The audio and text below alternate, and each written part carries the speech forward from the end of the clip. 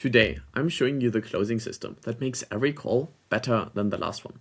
Because most educational community builders do the same call over and over again. They wing the pitch, they fumble the pricing conversations, and they don't review what could be done better. And I've done the same thing, but over time I improved and I used AI to automate this whole system. So if you stick to the end, you will exactly see what kind of system that I'm using and how I'm integrating the Notion transcriptions to make this whole lot more powerful.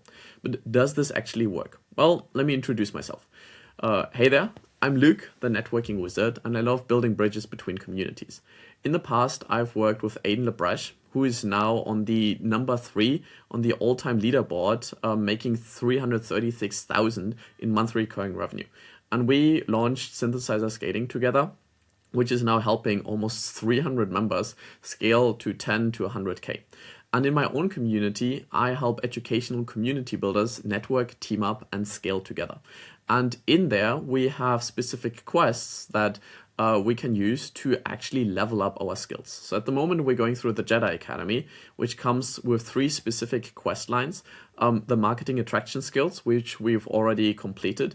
So at the moment, we're in the sales conversion skills. And we've already done the chatting and the qualifying, and this video is about the closing.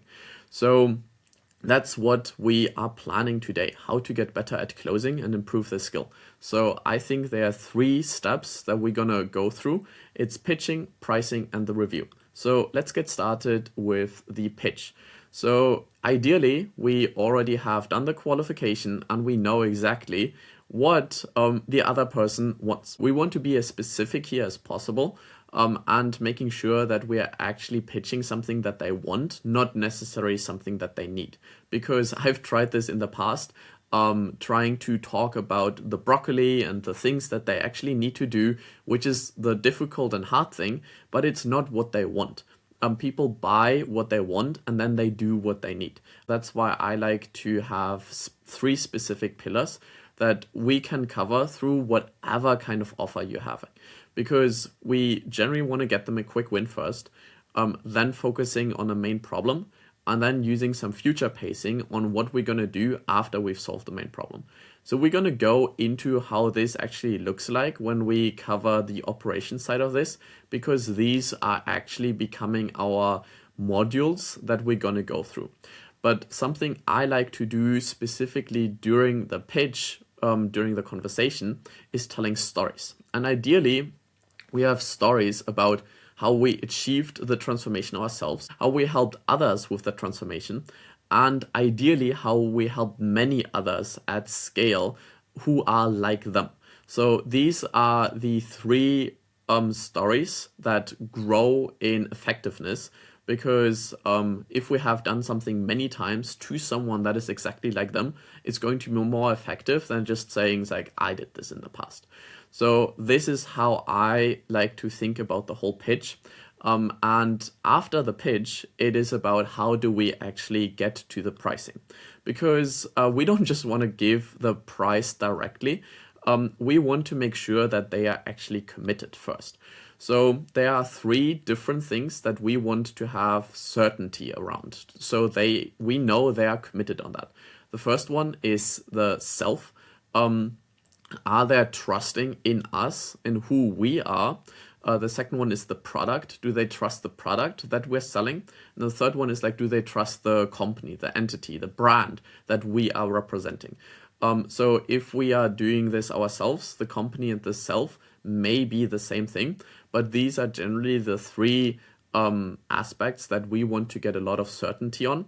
And I like to ask some form of question on like on a scale of 1 to 10, where would you put yourself there?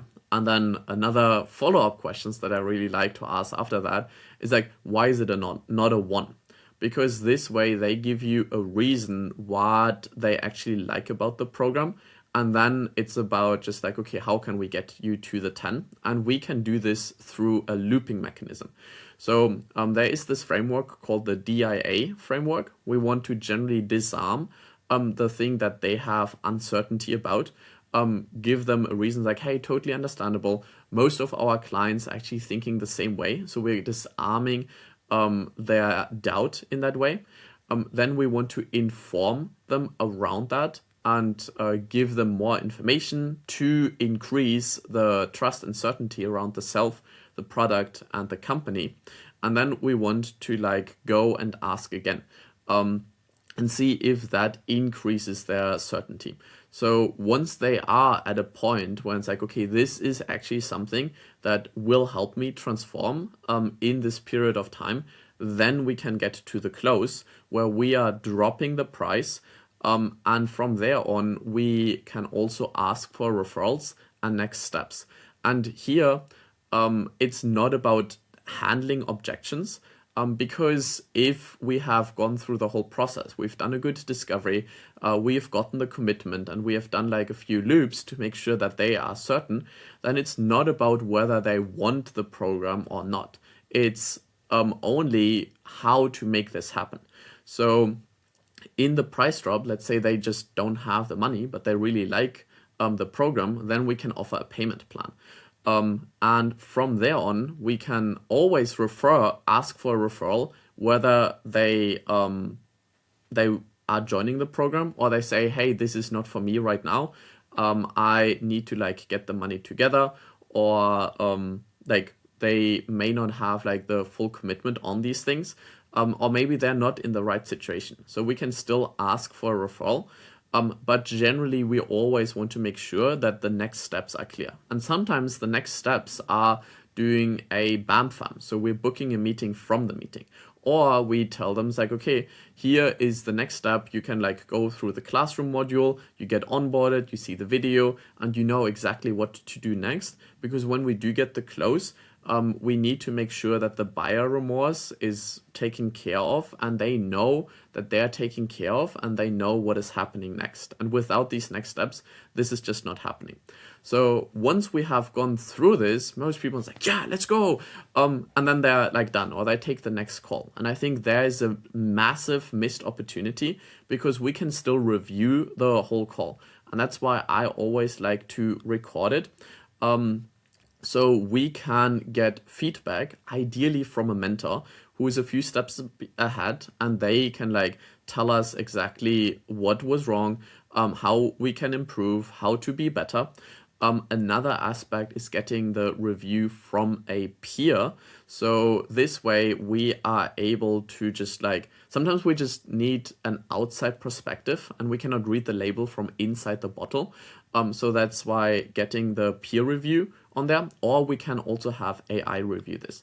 And here is where the Notion transcription comes in, because when we are starting a meeting, we can just click here on start transcribing, and then it's going to transcribe everything. It's going to summarize the whole thing, and we'll be able to go back to that meeting. And especially if we're doing a BAMFAM or follow-up, this allows us to look at the previous meeting, go into that, and continue the conversation just where we left off last time. So that comes off as very professional, and we're also making sure that we're not wasting any time. And we are able to use the AI to give us immediate feedback right afterwards. Because when we are thinking about improving our behavior and learning, we need to get the feedback as quickly as possible. So the feedback that I like to focus on like either ask a mentor, a peer, or the AI about is like, okay, who was I talking to? Was this the right person? Are they the right fit for me? Did I do like the qualification properly? Because like if they're just not the right fit, then like we need to adjust this before thinking about anything else. Because if they're not the right fit, like what we are saying and like when we were saying these things may not matter. So I like to start with the who, then what is like, okay, what did I say? What was the pitch about? What questions did I ask? So specifically like, okay, what was I saying? And then the third piece is the timing. So like, when did I say these things? Did I drop the price too early? Did I needed to go another loop into the commitment?